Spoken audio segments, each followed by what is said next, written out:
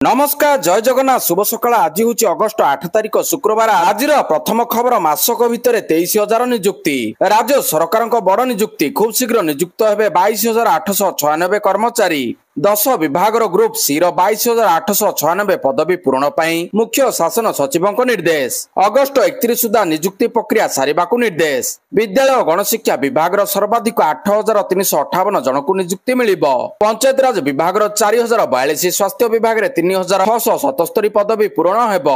10 विभाग नियुक्ति सारिबा निर्देश। 10टी विभाग 44,909 पदवी खाली पड़ता बेले 22,896 पदवी पूरण विभाग गुड़िक निर्देश देइछन्ति मुख्य शासन सचिव। परवर्ती खबर देश में चली अपराधिक दुर्नीति भोटर तालिकार हेरफेर। कांग्रेस नेता एवं लोकसभा विरोधी दल नेता राहुल गांधी गुरुवार भारतीय निर्वाचन कमिशन ईसीआई उपरे भोटर तालिकार एक बड़ जालियातिर अभियोग आनिछन्ति। से कहिछन्ति देश में एक बहुत बड़ आपराधिक घोटाला करा जाउछि। एहा निर्वाचन कमिशन एवं शासक दल द्वारा करा जाउछि। गत सप्ताह राहुल गांधी कहिथिले जे तांको पाखरे भोट चोरीर परमाणु बोमा भली प्रमाण अछि। जदिओ से तांको पाखरे थिबा प्रमाण विषय अधिक किछि कहि नथिले। राहुल गांधी गुरुवार दिन कहिसंती आमको भूलिबा उचित नुहे जे प्रधानमंत्री भारतर प्रधानमंत्री जहांको पाखरे मात्र 25टी आसनर बहुत कम संख्या गरिष्ठता अछि।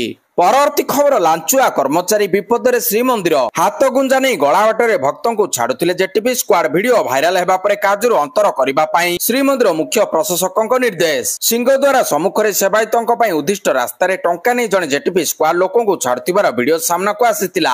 एही संक्रांति वीडियो भाइराल हेबा परे एक्शन मोड रे आसीछि श्रीमंदिर प्रशासन। संपृक्त जेटीपी को कार्य अंतर पई निर्देश दैछन्ति श्रीमंदिर मुख्य प्रशासक अरविंद पाड़ी। विगत किछि दिन रे स्पाई कैमेरा नै 3 रु सन्निग्ध धरा पड़ता बेले श्रीमंदिर सुरक्षा प्रति बड़ विपद सृष्टि करछि। किछि अधिकारी और कर्मचारी टंका लोभ श्रीमंदिर सुरक्षा प्रति आह्वान सृष्टि करछि। एहारी भितरे चेकिंग को कड़ाकड़ी करा जायछि। गत प्राय 3 मास तले जेटीबी स्क्वाड नाम प्राय 75 जन को नियुक्ति देइथिला श्रीमंदिर प्रशासन। एक आउटसोर्सिंग संस्था सेमानकु चयन करथिला। तेबे अल्प दिन चाकरी भितर एभली हाथ गुंजा नेबा जेटीबी स्क्वाड चयन रे अनियमितता को दर्शाउछि। परवर्ती खबर रूस राष्ट्रपति भारत आसिबे ट्रम्प को टारिफ धमक मध्यरे मोदी पुतिन करिवे रणनीति। रूस राष्ट्रपति व्लादिमीर पुतिन खूब शीघ्र भारत गस्तरे आसिबे बोली आशा करा जाउछि। एई गस्त एपरि एक समय हेबाकु जाउछि जेतेबेले अमेरिकार राष्ट्रपति डोनाल्ड ट्रम्प भारत उपरे रूस टारु तेल किनिबा नै चाप पकाउछन्ति। एई परिप्रेक्षी रे प्रधानमंत्री नरेंद्र मोदी एवं राष्ट्रपति पुतिन को मध्यरे हेबाकु थिबा बैठक अत्यंत गुरुत्व मन करा जाउछि। रूस राष्ट्रपति व्लादिमीर पुतिन अगस्ट शेष सुधा भारत गस्तरे आसी पारंती बोली इंटरफैक्स न्यूज एजेंसी भारतर जातीय सुरक्षा परामर्शदाता अजित डोभाल को सूत्ररु प्रकाश करछि। परवर्ती खबर सब राज्य को सुप्रीम कोर्ट को कड़ा निर्देश। घर स्कूल अनाथ पिला मागना रे शिक्षा दियो। घर स्कूल अनाथ पिला मानकु मागना रे शिक्षा दियो। शिक्षा अधिकार अधीन रे अनाथ पिला को अंतर्भुक्त करिबा पई सरकार को निर्देश दैछन्ति सुप्रीम कोर्ट। दुर्बल वर्ग एवं पछुआ गोष्ठीर पिला मानक पई 25% कोटारे घरे स्कूल अनाथ पिला मागना शिक्षा पाइबा अनुमति देबा सुप्रीम कोर्ट समस्त राज्यों को एक विज्ञप्ति जारी करने को कहिसंति। विचारपति बीबी नागराथन एवं विचारपति केबी विश्वनाथन खंडपीठ निर्देश देइछन्ति जे समस्त राज्य 4 सप्ताह मध्य विज्ञप्ति जारी करिवे। यह संपर्क में सुप्रीम कोर्ट को मध्य जणाइबे।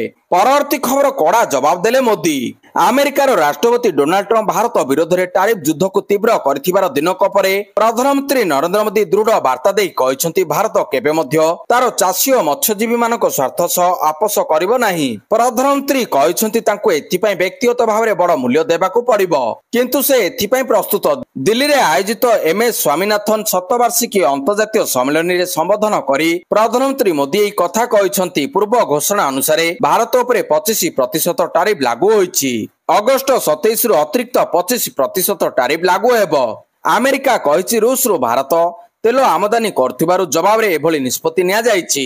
परवर्ती खबर केन्द्रापड़ा छात्री घटना पुलिस निष्क्रियता प्रतिवाद रे बीजेडी विक्षोभ प्रदर्शन। केन्द्रापड़ा पट्टामुंडाई अंचल रे छात्री घटना पुलिस निष्क्रियता प्रतिवाद रे बीजेडी विक्षोभ प्रदर्शन करछि। जिलापाल कार्यालय सम्मुख में विक्षोभ प्रदर्शन कला बीजेडी। विधायक गणेश्वर बेहेरा नेतृत्व में जिलापाल कार्यालय घेरिला बीजेडी। सेबड़े घटना क्राइमब्रांच तदंत पर मुख्यमंत्री को निवेदन करछि बीजेडी। केन्द्रापड़ा पट्टामुंडाई ब्लॉक अंचल अभावनीय घटना घटिला। ପରିବାରକୁ ସମବେଦନା। ଗତ 3 ମାସ ଭିତରେ ଧାରାବାହିକ ଭାବରେ ଏଭଳି ଘଟଣା ଘଟି ଚାଲିଛି। ପରବର୍ତ୍ତୀ ଖବର, ଜାତୀୟ ହସ୍ତତନ୍ତ ଦିବସ ଜନତା ମଇଦାନରେ ଏକଟାର ଶୁଭାରମ୍ଭ କଲେ ମାଧୁରୀ ଦୀକ୍ଷିତ। ଜାତୀୟ ହସ୍ତତନ୍ତ ଦିବସରେ ଓଡ଼ିଶାରେ ସ୍ୱତନ୍ତ୍ର କାର୍ଯ୍ୟକ୍ରମ। ଗୁରୁବାର ଭୁବନେଶ୍ୱର ସ୍ଥିତ ଜନତା ମଇଦାନରେ ଏକଟାର ଶୁଭାରମ୍ଭ କରିଛନ୍ତି ବଲିଉଡ ଅଭିନେତ୍ରୀ ମାଧୁରୀ ଦୀକ୍ଷିତ। ସ୍ୱତନ୍ତ୍ର ଅତିଥି ଭାବରେ ଯୋଗଦେଲେ ବଲିଉଡର ଅଭିନେତ୍ରୀ ମାଧୁରୀ ଦୀକ୍ଷିତ। ଏହି କାର୍ଯ୍ୟକ୍ରମରେ ମୁଖ୍ୟମନ୍ତ୍ରୀ ମୋହନ ମାଝୀ, ସମବାୟ ହସ୍ତତନ୍ତ ମନ୍ତ୍ରୀ ପ୍ରଦୀପ ବଳସାମନ୍ତ ଉପସ୍ଥିତ ଥିଲେ। ମାଧୁରୀ ଓଡ଼ିଶା ହସ୍ତତନ୍ତର ବ୍ରାଣ୍ଡ ଆମ୍ବାସଡର ରହିଛନ୍ତି। ଜାତୀୟ ହସ୍ତତନ୍ତ ଦିବସରେ ଓଡ଼ିଶା ହସ୍ତତନ୍ତର କଥା କହିଲେ ମାଧୁରୀ ଦୀକ୍ଷିତ। ପରବର୍ତ୍ତୀ ଖବର, ବୈଷ୍ଣୋ ଦେବୀକୁ ଗଡ଼ିବ ବନ୍ଦେ ଭାରତ ଟ୍ରେନ। ଭକ୍ତଙ୍କ ପାଇଁ ଆସିଲା ଖୁସି ଖବର। ଏଥର ବୈଷ୍ଣୋ ଦେବୀ ମନ୍ଦିରକୁ ଯିବା ହେବ ସହଜ। ଆରମ୍ଭ ହେଲା ବନ୍ଦେ ଭାରତ ଟ୍ରେନ ସେବା। ପ୍ରଧାନମନ୍ତ୍ରୀ ନରେନ୍ଦ୍ର ମୋଦି ଅଗଷ୍ଟ 10ରେ ତାଙ୍କର କର୍ଣ୍ଣାଟକ ଗସ୍ତ ସମୟରେ 3ଟି ନୂତନ ବନ୍ଦେ ଭାରତ ଏକ୍ସପ୍ରେସ ଟ୍ରେନର ଶୁଭାରମ୍ଭ କରିବେ। ଅଗଷ୍ଟ 10ରେ ଉଦ୍ଘାଟନ ପରେ ଏହି ନୂତନ ଟ୍ରେନ 11 ଅଗଷ୍ଟରୁ ନିୟମିତ ସେବା ଆରମ୍ଭ କରିବ। ଅମୃତସର ଏବଂ ଶ୍ରୀ ମାତା ବୈଷ୍ଣୋ ଦେବୀ କଟ୍ରା ମଧ୍ୟରେ ଚାଲିବାକୁ ଥିବା ଏହି ନୂତନ ବନ୍ଦେ ଭାରତ ଏକ୍ସପ୍ରେସ ଟ୍ରେନ ସପ୍ତାହରେ 6 ଦିନ ଚାଲିବ। ପରବର୍ତ୍ତୀ ଖବର, ଘାଟି ତଳେ ଖସିଲା ସିଆରପିଏଫ ଗାଡି, 2 ଯବାନ ଶହୀଦ। ଜମ୍ମୁ କାଶ୍ମୀର ଉଧମପୁର ଜିଲ୍ଲାରୁ ଏକ ବଡ ଖବର ସାମ୍ନାକୁ ଆସିଲା। ଏଠାରେ ବସନ୍ତଗଡରେ କେନ୍ଦ୍ରୀୟ ରିଜର୍ଭ ପୋଲିସ ବଳ ସିଆରପିଏଫ ଯବାନଙ୍କ ଗାଡି ଏକ ଗଭୀର ଘାଇକୁ ଖସି ପଡିଛି। କଣ୍ଡୁଆ ଅଞ୍ଚଳ ନିକଟରେ ଏହି ଦୁଃଖଦ ଘଟଣା ଘଟିଛି। ଏହି ଦୁର୍ଘଟଣାରେ 2 ଜଣ ସିଆରପିଏଫ ଯବାନଙ୍କ ମୃତ୍ୟୁ ହୋଇଛି। ଏଥିସହ 16 ଯବାନ ଆହତ ହୋଇଛନ୍ତି। ସମସ୍ତ ଆହତଙ୍କୁ କମାଣ୍ଡ ହସ୍ପିଟାଲକୁ ନିଆଯାଇଛି। ଘଟଣାସ୍ଥଳରେ ଉଦ୍ଧାରକାରୀ ଦଳ ଉପସ୍ଥିତ ରହିଥିଲେ। କେନ୍ଦ୍ରମନ୍ତ୍ରୀ ଡାକ୍ତର ଜିତେନ୍ଦ୍ର ସିଂ ଏହି ଦୁର୍ଘଟଣାରେ ଦୁଃଖ ପ୍ରକାଶ କରିଛନ୍ତି। ପରବର୍ତ୍ତୀ ଖବର, ରାଜ୍ୟରେ ହୋଇପାରିବନି ଗୋ ହତ୍ୟା। ରାଜ୍ୟ ସରକାରଙ୍କୁ ନିର୍ଦ୍ଦେଶ ଦେଲେ ହାଇକୋର୍ଟ। ରାଜ୍ୟରେ ହେବ ନାହିଁ ଗୋ ହତ୍ୟା। Odisha prevention of cow slaughter act 1960 କଡାକଡି ହେବ। କଡାକଡି ପାଳନ କରିବାକୁ ରାଜ୍ୟ ସରକାରଙ୍କୁ ନିର୍ଦ୍ଦେଶ ଦେଇଛନ୍ତି ହାଇକୋର୍ଟ। ଜନସ୍ୱାର୍ଥ ମାମଲାର ଶୁଣାଣି କରି ହାଇକୋର୍ଟ ଏହି ନିର୍ଦ୍ଦେଶ ଦେଇଛନ୍ତି। ରାଜ୍ୟରେ ଗୋ ଚାଲାଣ ଓ ଗୋ ହତ୍ୟା ଭଳି ଅପରାଧ ଦିନକୁ ଦିନ ବଢି ଚାଲିଥିଲା। ପ୍ରତିଦିନ କେଉଁଠି ନା କେଉଁଠି ଗୋ ଚାଲାଣ ବେଳେ ଗାଡି ଧରା ପଡୁଥିଲା। ଏହି ସବୁକୁ ରୋକିବା ପାଇଁ ଅନେକ ସମାଜସେବୀ ଏବଂ ସାଧାରଣ ଲୋକ ନିବେଦନ କରି ଆସୁଥିଲେ, କିନ୍ତୁ ସରକାର ଏହା ଉପରେ କୌଣସି ଦୃଷ୍ଟାନ୍ତମୂଳକ କାର୍ଯ୍ୟାନୁଷ୍ଠାନ ନେଉନଥିଲେ। ତେବେ ହାଇକୋର୍ଟ ଏସବୁକୁ ରୋକିବା ପାଇଁ ରାଜ୍ୟ ସରକାରଙ୍କୁ ନିର୍ଦ୍ଦେଶ ଦେଇଛନ୍ତି। ଆଉ ହାଇକୋର୍ଟଙ୍କ ଏହି ନିର୍ଦ୍ଦେଶକୁ ସ୍ୱାଗତ କରାଯାଇଛି। ପରବର୍ତ୍ତୀ ଖବର, ମହାପ୍ରଭୁ ହାତରେ ବାନ୍ଧିବେ ସ୍ୱତନ୍ତ୍ର ରାକ୍ଷୀ। ଆସନ୍ତାକାଲି ରାକ୍ଷୀ ପୂର୍ଣ୍ଣିମା। ପ୍ରସ୍ତୁତ ଚାଲିଛି ମହାପ୍ରଭୁଙ୍କ ପାଇଁ ବିଶ୍ୱର ସର୍ବବୃହତ ରାକ୍ଷୀ। ଶ୍ରୀମନ୍ଦିର ପାଟରା ବିଷୟୀ ସେବକଙ୍କ ଦ୍ୱାରା ପ୍ରସ୍ତୁତ ଏହି ସ୍ୱତନ୍ତ୍ର ରାକ୍ଷୀ। ଅଲିଅଳି ଭଉଣୀ ସୁଭଦ୍ରା, ବଡ ଭାଇ ବଳଭଦ୍ର ଓ ଶ୍ରୀ ଜଗନ୍ନାଥଙ୍କୁ ପିନ୍ଧାଇବେ ରାକ୍ଷୀ। ମାଣିଆ ବନ୍ଧରେ ତିଆରି ହୋଇଥିବା ପାଟ ସୂତାରୁ ଏହି ରାକ୍ଷୀକୁ ପାଟରା ସେବାୟତ ଶ୍ରଦ୍ଧା, ଭକ୍ତି ଓ ବିଶ୍ୱାସର ସହ ପ୍ରସ୍ତୁତ କରିଥାନ୍ତି। ଶ୍ରୀମନ୍ଦିର ପ୍ରଶାସନ ପକ୍ଷରୁ ଦିଆଯାଇଥିବା ବାସୁଙ୍ଗା ପାଟରେ ପ୍ରସ୍ତୁତ ହେଉଛି 4ଟି ରଙ୍ଗର ରାକ୍ଷୀ। ଏହି ରାକ୍ଷୀ ସହିତ 54ଟି ଲେଖାଏଁ ଗୁଆରେ 4ଟି ଗୁଆମାଳ ପ୍ରସ୍ତୁତ କରାଯାଏ। ହଳଦିଆ ନାଲି ରଙ୍ଗର ରାକ୍ଷୀ ଓ ଗୁଆମାଳ ଜଗନ୍ନାଥଙ୍କୁ, ନେଳି ଓ ବାଇଗଣୀ ରଙ୍ଗର ରାକ୍ଷୀ ବଳଭଦ୍ରଙ୍କୁ ଲାଗି କରାଯାଏ। ପରବର୍ତ୍ତୀ ଖବର, ରେକର୍ଡ ଭାଙ୍ଗିଲା ସୁନା ଦର। ପୁଣି ଥରେ ବଢିଲା ସୁନା ଦର, ଭାଙ୍ଗିଲା ସବୁ ରେକର୍ଡ। ରାଜଧାନୀରେ 10 ଗ୍ରାମ ପିଛା ସୁନା ଦର ଏକାଥରକେ ବଢିଲା 3600 ଟଙ୍କା, ଯାହାପରେ ଏବେ ସୁନା 10 ଗ୍ରାମକୁ ରହିଛି 1,02,620 ଟଙ୍କା, ଯାହାକି ପୂର୍ବର ସବୁ ରେକର୍ଡ ଭାଙ୍ଗିଛି। ଗୁରୁବାର ଦିନ ରାଜଧାନୀ ଦିଲ୍ଲୀରେ ସୁନା ସହ ରୂପା ଦରରେ ମଧ୍ୟ ବୃଦ୍ଧି ଘଟିଛି। ସୁନା ଦର 1,02,000 ପାର କରିଛି। ସେହିପରି ରୂପା ମୂଲ୍ୟରେ ମଧ୍ୟ ବୃଦ୍ଧି ଘଟିଛି। ରୂପା ମୂଲ୍ୟ 1500 ଟଙ୍କା ବୃଦ୍ଧି ପାଇ ପ୍ରତି କିଲୋଗ୍ରାମ 1,14,000 ଟଙ୍କାରେ ପହଞ୍ଚିଛି। ଖବର ଅନୁଯାୟୀ ଆମେରିକା ଭାରତୀୟ ଆମଦାନୀ ଉପରେ ଅତିରିକ୍ତ 25% ଶୁଳ୍କ ଲାଗୁ କରିବାକୁ ଘୋଷଣା କରିବା ପରେ ଯାହାର ପ୍ରଭାବ ମୂଲ୍ୟବାନ ଧାତୁ ଉପରେ ସ୍ପଷ୍ଟ ଭାବରେ ଦେଖାଦେଇଛି। ପରବର୍ତ୍ତୀ ଖବର, ପ୍ଲାଷ୍ଟିକ ବର୍ଜ୍ୟରୁ ନିର୍ମାଣ ହେବ ସଡ଼କ। ସହରାଞ୍ଚଳରେ ରାସ୍ତା ନିର୍ମାଣରେ ପ୍ଲାଷ୍ଟିକ ଅଳିଆ ବ୍ୟବହାର ଉପରେ ବିଚାର ବିମର୍ଶ କରିବା ପାଇଁ ଓଡ଼ିଶା ସରକାରଙ୍କ ଗୃହ ଏବଂ ନଗର ଉନ୍ନୟନ ବିଭାଗର ପ୍ରମୁଖ ସଚିବ ଉଷା ପାଢ଼ୀଙ୍କ ଅଧ୍ୟକ୍ଷତାରେ ଏକ ବୈଠକ ଅନୁଷ୍ଠିତ ହୋଇଯାଇଛି। ଶ୍ରୀମତୀ ପାଢ଼ୀ ସହରାଞ୍ଚଳ ଭିତ୍ତିଭୂମି ବିକାଶରେ ସ୍ଥାୟୀ ଏବଂ ପରିବେଶ ଅନୁକୂଳ ଅଭ୍ୟାସ ଗ୍ରହଣ କରିବାର ଆବଶ୍ୟକତା ଉପରେ ଗୁରୁତ୍ୱାରୋପ କରିଥିଲେ। ସେ ଆଲୋକପାତ କରିଥିଲେ ଯେ ପ୍ଲାଷ୍ଟିକ ଅଳିଆ, ବିଶେଷ କରି ବୋତଲ ଏବଂ କ୍ୟାରି ବ୍ୟାଗ୍ ଭଳି ଜିନିଷରୁ ବାହାରୁଥିବା ଅଳିଆକୁ ଖଣ୍ଡ ଖଣ୍ଡ କରି ଗରମ ବିଟୁମେନ୍ ଏବଂ ସମାହାର ସହିତ ମିଶ୍ରିତ କରି ରାସ୍ତା ନିର୍ମାଣ କରାଯାଇପାରିବ। ପରବର୍ତ୍ତୀ ଖବର, ବଡ ଖବର, ଅଗଷ୍ଟ 12 ତାରିଖରେ ମୋଦି ନଡ୍ଡା ଘୋଷଣା କରିବେ ଉପରାଷ୍ଟ୍ରପତିଙ୍କ ନାମ। ଏବେ ଦେଶରେ ଉପରାଷ୍ଟ୍ରପତି ନିର୍ବାଚନକୁ ନେଇ ସରଗରମ ରହିଛି ରାଜନୀତି। କିଏ ହେବେ ଉପରାଷ୍ଟ୍ରପତି ତାକୁ ନେଇ କଷା ଚାଲିଛି ଗଣିତ। ଆଉ ସମସ୍ତଙ୍କ ନଜର ଏବେ ମୋଦିଙ୍କ ଉପରେ। କି ପ୍ରଧାନମନ୍ତ୍ରୀ କାହାକୁ ବାଛିବେ? ଆଉ ଏହିସବୁ ଚର୍ଚ୍ଚା ଆଲୋଚନା ଭିତରେ ଉପରାଷ୍ଟ୍ରପତି ନିର୍ବାଚନକୁ ଦୃଷ୍ଟି ରଖି ଗୁରୁବାର ଏନଡିଏ ନେତାମାନଙ୍କର ଏକ ଗୁରୁତ୍ୱପୂର୍ଣ୍ଣ ବୈଠକ ଅନୁଷ୍ଠିତ ହୋଇଥିଲା। ସୂତ୍ର ଅନୁଯାୟୀ ଉପରାଷ୍ଟ୍ରପତି ନିର୍ବାଚନ ପାଇଁ ଏନଡିଏ ସହଯୋଗୀଙ୍କ ମଧ୍ୟରେ ଉତ୍ତମ ପାରସ୍ପରିକ ସମନ୍ୱୟ ଏବଂ ଉତ୍ତମ ସମନ୍ୱୟ ବଜାୟ ରଖିବା ଏହି ବୈଠକର ଏଜେଣ୍ଡା ଥିଲା। ଏହି ବୈଠକ ସଂସଦର ସମନ୍ୱୟ କକ୍ଷରେ ଅନୁଷ୍ଠିତ ହୋଇଥିଲା। ଏହି ବୈଠକରେ ଅଧ୍ୟକ୍ଷତା କରିଥିଲେ ପ୍ରତିରକ୍ଷା ମନ୍ତ୍ରୀ ରାଜନାଥ ସିଂ। ବୈଠକ ପରେ ମନ୍ତ୍ରୀ କିରଣ ରିଜିଜୁ ଏହି ବଡ଼ ସୂଚନା ଦେଇଛନ୍ତି। ପରବର୍ତ୍ତୀ ଖବର, ଟ୍ରମ୍ପ ଜଣେ ବଦମାସ, ଭାରତକୁ ସମର୍ଥନ କରି କହିଲେ ଚୀନ ରାଷ୍ଟ୍ରଦୂତ। ଆମେରିକା ଏବଂ ଭାରତ ମଧ୍ୟରେ ବାଣିଜ୍ୟ ଉତ୍ତେଜନା ପୁଣି ଥରେ ଗଭୀର ହେବାରେ ଲାଗିଛି। ଭାରତୀୟ ସାମଗ୍ରୀ ଉପରେ ଅତିରିକ୍ତ 25% ଶୁଳ୍କ ଲଗାଇବା ପାଇଁ ଆମେରିକା ରାଷ୍ଟ୍ରପତି ଡୋନାଲ୍ଡ ଟ୍ରମ୍ପଙ୍କ ନିଷ୍ପତ୍ତି ରାଜନୈତିକ ଏବଂ କୂଟନୈତିକ ମହଲରେ ହଇଚଇ ସୃଷ୍ଟି କରିଛି। ଏହି ପଦକ୍ଷେପକୁ ସବୁ ଦିଗରେ ସମାଲୋଚନା କରାଯାଉଛି ଏବଂ ବର୍ତ୍ତମାନ ଚୀନ ମଧ୍ୟ ଖୋଲାଖୋଲି ଭାବରେ ଭାରତକୁ ସମର୍ଥନ ଜଣାଇଛି। ଚୀନ ରାଷ୍ଟ୍ରଦୂତ ଟ୍ରମ୍ପଙ୍କୁ ବଦମାସ ବୋଲି କହି ତାଙ୍କୁ ଟାର୍ଗେଟ କରିଛନ୍ତି ଏବଂ ତାଙ୍କୁ ବିଶ୍ୱ ବାଣିଜ୍ୟ ବ୍ୟବସ୍ଥା ପାଇଁ ବିପଦ ବୋଲି କହିଛନ୍ତି। ପରବର୍ତ୍ତୀ ଖବର, ଲଗାତାର ପଞ୍ଚମ ବର୍ଷ ପାଇଁ କୌଣସି ଦରମା ନେଇନାହାନ୍ତି ମୁକେଶ ଅମ୍ବାନୀ। ଦେଶର ବିଶିଷ୍ଟ ଶିଳ୍ପପତି ମୁକେଶ ଅମ୍ବାନୀ ଲଗାତାର ପଞ୍ଚମ ବର୍ଷ ପାଇଁ କମ୍ପାନୀରୁ କୌଣସି ଦରମା ନେଇନାହାନ୍ତି।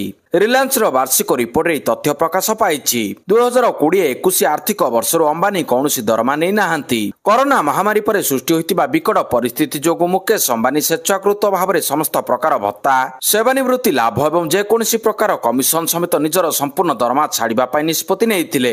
ଆର୍ଥିକ ବର୍ଷ 2008-9ରୁ 2019-20 ମଧ୍ୟରେ ମୁକେଶ ଅମ୍ବାନୀ ତାଙ୍କର ବାର୍ଷିକ ପାରିଶ୍ରମିକ 15 କୋଟି ଟଙ୍କାରେ ସୀମିତ ରଖିଥିଲେ। ପରବର୍ତ୍ତୀ ଖବର, ଆୟର୍ଲାଣ୍ଡରେ ଭାରତୀୟଙ୍କୁ ଆକ୍ରମଣ। ଆୟର୍ଲାଣ୍ଡର ୱାଟରଫୋର୍ଡ ସହରରେ 6 ବର୍ଷୀୟ ଭାରତୀୟ ବଂଶୋଦ୍ଭବ ଝିଅଙ୍କ ଉପରେ ଆକ୍ରମଣକାରୀମାନେ ତାଙ୍କୁ ଭାରତକୁ ଫେରିଯାଅ କହି ଅପମାନଜନକ ଶବ୍ଦ ବ୍ୟବହାର କରିଥିଲେ ଏବଂ ଝିଅ ମୁହଁରେ ମାରିବା ସହ ସାଇକେଲ ଦ୍ୱାରା ତାଙ୍କ ଶରୀରର ସମ୍ବେଦନଶୀଳ ଅଙ୍ଗକୁ ଆଘାତ କରିଥିଲେ।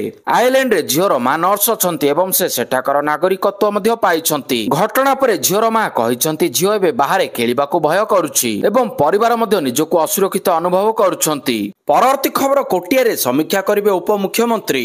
ଉପମୁଖ୍ୟମନ୍ତ୍ରୀ ପ୍ରଭାତୀ ପରିଡ଼ା 5 ଦିନ ପାଇଁ 5ଟି ଜିଲ୍ଲାକୁ ଗସ୍ତ କରିବେ। ଏହି ଗସ୍ତ କାଳରେ ସେ କୋରାପୁଟ, ନବରଙ୍ଗପୁର, କଳାହାଣ୍ଡି, ବଲାଙ୍ଗୀର ଓ ସୋନପୁର ଜିଲ୍ଲାରେ ରହିବେ। ଗସ୍ତ ସମୟରେ ବିଭିନ୍ନ ସ୍ଥାନରେ ଏକାଧିକ ବିକାଶମୂଳକ କାମ ନେଇ ସମୀକ୍ଷା ହେବ। ଏହି ଗସ୍ତ କାର୍ଯ୍ୟକ୍ରମରେ ଉପମୁଖ୍ୟମନ୍ତ୍ରୀ ଶ୍ରୀମତୀ ପରିଡ଼ା କୋଟିଆ ଗସ୍ତ କରି କୋଟିଆ ଅଞ୍ଚଳର ବିଭିନ୍ନ ବିକାଶମୂଳକ କାର୍ଯ୍ୟକ୍ରମ ସହିତ ସୁଭଦ୍ରା ଯୋଜନାର ସମୀକ୍ଷା କରିବେ। ଏହା ସହ ଅଗଷ୍ଟ 9 ତାରିଖ ରାକ୍ଷୀ ପୂର୍ଣ୍ଣିମା ଅବସରରେ କୋରାପୁଟରେ ଆୟୋଜିତ ସୁଭଦ୍ରା ତୃତୀୟ କିସ୍ତି ପ୍ରଦାନ ସମାରୋହରେ ଯୋଗ ଦେବେ। ଉପମୁଖ୍ୟମନ୍ତ୍ରୀ ଶ୍ରୀମତୀ ପରିଡ଼ା 5ଟି ଜିଲ୍ଲାରେ ମହିଳା ଓ ଶିଶୁ ବିକାଶ, ମିଶନ ଶକ୍ତି ଓ ପର୍ଯ୍ୟଟନ ବିଭାଗର ବିଭିନ୍ନ କାର୍ଯ୍ୟକ୍ରମ ଓ ଯୋଜନା ଗୁଡ଼ିକର ସମୀକ୍ଷା କରିବା ସହ ଆଗାମୀ କାର୍ଯ୍ୟକ୍ରମ ଓ ପ୍ରକଳ୍ପ ଗୁଡ଼ିକର କାର୍ଯ୍ୟାନ୍ୱୟନ ସମୀକ୍ଷା କରିବେ। ପରବର୍ତ୍ତୀ ଖବର, ଟ୍ରମ୍ପଙ୍କ ଟାରିଫ ଧମକର ଜବାବ ଦେଲା ଭାରତ, ବୋଇଂ ଡିଲ୍ ବାତିଲ। ନିକଟରେ ଆମେରିକା ରାଷ୍ଟ୍ରପତି ଭାରତ ଉପରେ ଅତିରିକ୍ତ 25% ଶୁଳ୍କ ଲଗାଇବାକୁ ଘୋଷଣା କରିଥିଲେ, ଯେଉଁଥିରେ ଅସନ୍ତୁଷ୍ଟ ହୋଇ ଜୁଲାଇରେ ଆମେରିକା ସହିତ 31,500 କୋଟି ଟଙ୍କାର ବୋଇଂ ଚୁକ୍ତିକୁ ପ୍ରଧାନମନ୍ତ୍ରୀ ନରେନ୍ଦ୍ର ମୋଦି ବାତିଲ କରିଦେଇଥିବା ଜଣାପଡ଼ିଛି। ପୂର୍ବରୁ ଭାରତୀୟ ନୌସେନା ଆମେରିକା ଠାରୁ P-81 ସମୁଦ୍ର ବିମାନ କିଣିବା ପାଇଁ ଏକ ଚୁକ୍ତି କରିଥିଲା। ତେବେ ଆମେରିକା ଭାରତ ଉପରେ ମୋଟ 50% ଶୁଳ୍କ ଲଗାଇଛି।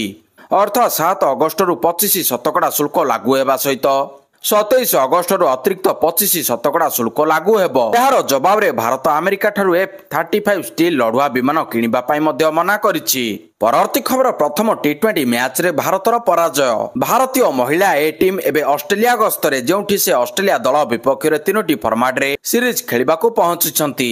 7 ଅଗଷ୍ଟ ଠାରୁ ଏହା ଆରମ୍ଭ ହୋଇଯାଇଛି, ଯେଉଁଥିରେ ଦୁଇ ଦଳ ମଧ୍ୟରେ 3ଟି ମ୍ୟାଚ ବିଶିଷ୍ଟ T20 ସିରିଜର ପ୍ରଥମ ମ୍ୟାଚ ମେକାଏରେ ଖେଳାଯାଇଥିଲା। ଏହି ସିରିଜରେ ଭାରତୀୟ ମହିଳା ଏ ଦଳର ଅଧିନାୟକ ରାଧା ଯାଦବ ଅଛନ୍ତି, ଯାହାଙ୍କ ନେତୃତ୍ୱରେ ଟିମ୍ ଇଣ୍ଡିଆ ପ୍ରଥମ T20 ମ୍ୟାଚରେ 13 ରନରେ ପରାଜୟର ସାମ୍ନା କରିବାକୁ ପଡ଼ିଥିଲା। ଆୟୋଜକ ଅଷ୍ଟ୍ରେଲିଆ ଏ ଦଳ ପ୍ରଥମେ ବ୍ୟାଟିଂ କରି 20 ଓଭରରେ 6 ୱିକେଟ ହରାଇ 137 ରନ୍ କରିଥିଲା, ଯାହାର ଜବାବରେ ଭାରତୀୟ ମହିଳା ଏ ଦଳ 20 ଓଭରରେ ମାତ୍ର 124 ରନ୍ କରିପାରିଥିଲା। ପରବର୍ତ୍ତୀ ଖବର, କାନାଡାରେ କପିଲ ଶର୍ମାଙ୍କ କାଫେରେ ପୁଣି ଥରେ ଗୁଳିକାଣ୍ଡ। କାନାଡାରେ କପିଲ ଶର୍ମାଙ୍କ କାଫେରେ ପୁଣି ଥରେ ଗୁଳିକାଣ୍ଡ ହୋଇଛି। ଦୁର୍ବୃତ୍ତମାନେ ରେଷ୍ଟୁରାଣ୍ଟ ଉପରକୁ ଗୁଳିମାଡ଼ କରିଛନ୍ତି। ଏହି ଘଟଣାର ଦାୟିତ୍ୱ କୁଖ୍ୟାତ ଲରେନ୍ସ ବିଷ୍ଣୋଇ ଏବଂ ଗୋଲ୍ଡି ବରାଡ ଗ୍ୟାଙ୍ଗ ନେଇଛି। ଗ୍ୟାଙ୍ଗ ପକ୍ଷରୁ ସୋସିଆଲ ମିଡିଆରେ ଏକ ପୋଷ୍ଟ କରି ଏହି ଆକ୍ରମଣ ପଛରେ ସେମାନେ ଥିବା କଥା ସ୍ୱୀକାର କରିଛନ୍ତି ଏବଂ ଭବିଷ୍ୟତରେ ଆହୁରି ବଡ଼ ଧରଣର ଆକ୍ରମଣର ଧମକ ଦେଇଛନ୍ତି। ପରବର୍ତ୍ତୀ ଖବର, ଜଣେ ବ୍ୟକ୍ତି ଅନ୍ୟ ବ୍ୟକ୍ତିଙ୍କୁ ରିକ୍ସାରେ ଟାଣି ନେବା ଅମାନବୀୟ ହାତଟଣା ରିକ୍ସାକୁ ନିଷିଦ୍ଧ ପାଇଁ ସୁପ୍ରିମକୋର୍ଟଙ୍କ ନିର୍ଦ୍ଦେଶ।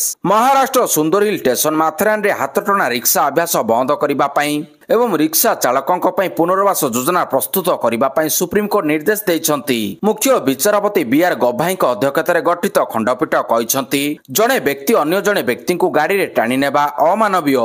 ସ୍ୱାଧୀନତାର 78 ବର୍ଷ ପରେ ଏହି ଅଭ୍ୟାସକୁ ଅନୁମତି ଦେବା ସାମ୍ବିଧାନିକ ପ୍ରତିଶ୍ରୁତି ପ୍ରତି ବିଶ୍ୱାସଘାତକତା। ଗୁଜରାଟର କୋଭାଡିଆ ମଡେଲର ଉଦାହରଣ ଦେଇ କୋର୍ଟ କହିଛନ୍ତି ଯେ ମାଥେରାନରେ ଇ ରିକ୍ସା ଏକ ଭଲ ଏବଂ ମାନବିକ ବିକଳ୍ପ ହୋଇପାରିବ। ପ୍ରଧାନ ବିଚାରପତି ଗଭାଇ କହିଛନ୍ତି, ଏହା ଅତ୍ୟନ୍ତ ଦୁର୍ଭାଗ୍ୟଜନକ ଯେ ସ୍ୱାଧୀନ ରିକ୍ସା ଚାଳକଙ୍କ କ୍ଷେତ୍ରରେ ଏହି କୋର୍ଟର ନିଷ୍ପତ୍ତିର 45 ବର୍ଷ ପରେ ମଧ୍ୟ ଜଣେ ବ୍ୟକ୍ତି ଅନ୍ୟ ଜଣଙ୍କୁ ଟାଣି ନେବାର ଅମାନବୀୟ ପ୍ରଥା ମାଥେରାନ ସହରରେ ପ୍ରଚଳିତ।